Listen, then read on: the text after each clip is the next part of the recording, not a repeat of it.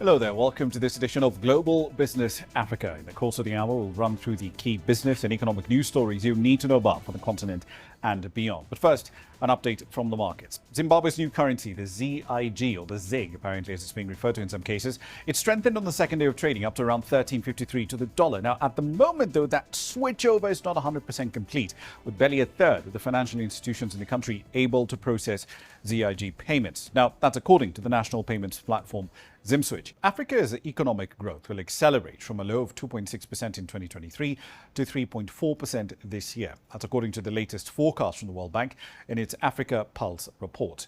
The recovery, the bank says, will primarily be driven by greater private consumption growth, as declining inflation tends to boost the purchasing power of household incomes. Let's dig a little deeper into that report. Andrew Debelen is the chief economist for Africa at the World Bank, is joining us now live on the program. Andrew, good to have you on the program tonight. Thank you so much for your time.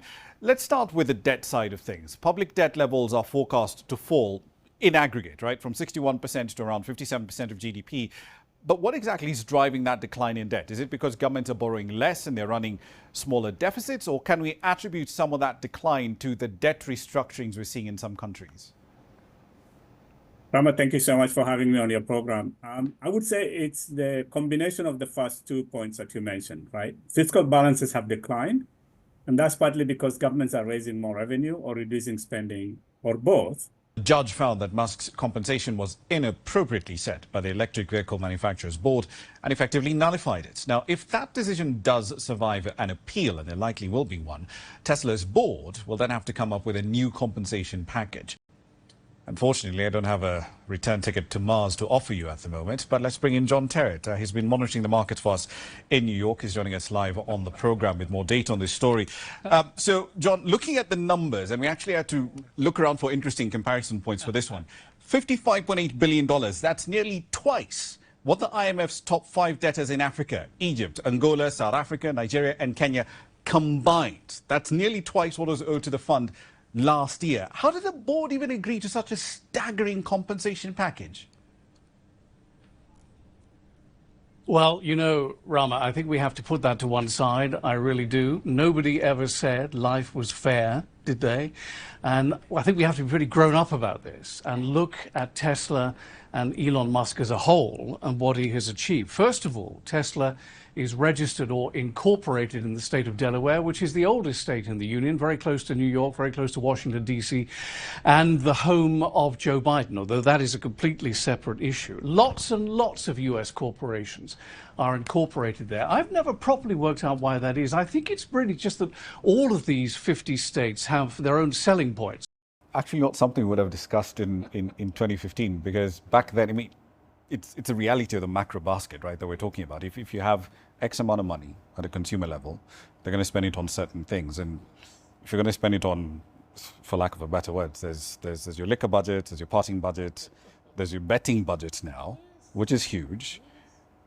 And investing probably just doesn't show up there. It doesn't show up. And that sucked a huge amount of our potential clients, because they're looking for the quick buck. And sport betting became so active. I mean, it's just tapered off. I take the argument that, look, we're on a continent where 600 million Africans do not have access to power from the grid, right? There's fiscal considerations for petrostates like Angola, Equatorial Guinea, Nigeria as well. But, you know, at some point, if you're going to say, OK, you want us to give up our oil and gas assets, fair enough. Where's the capital to essentially replace, right, to cover the opportunity cost that comes along with giving up these oil and gas assets, given that we have all these other obligations that we have to our citizens?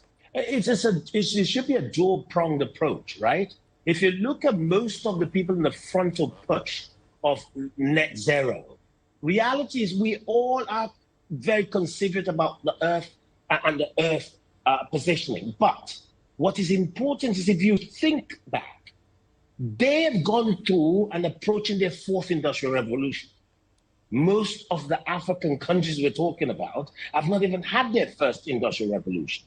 What they do not agree on is the power source.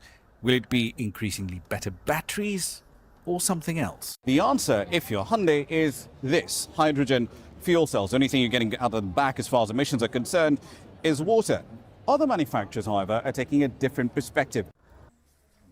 Seamus Bryce Bennett is the current owner of the hotel, and custodian of the mountain club's records. On the afternoon of Thursday, July the 26th, 1928. When explorers in the 1840s first described seeing a snow-capped mountain on the equator, people did not believe them. Many attempts were made to be the first to reach the top, but it was a long time later, in 1889, before the mountain was finally conquered by a team led by German geographer Hans Meyer. Because it's still a big glacier, snow can pile up on top and freeze solid. However, the total area of the northern ice field continues to reduce as it takes a huge amount of snow to expand a glacier sideways. I'm Ramah Nyang in the Kenyan capital, Nairobi. Thank you for your company in the last hour. The World Today is up next from Washington, D.C.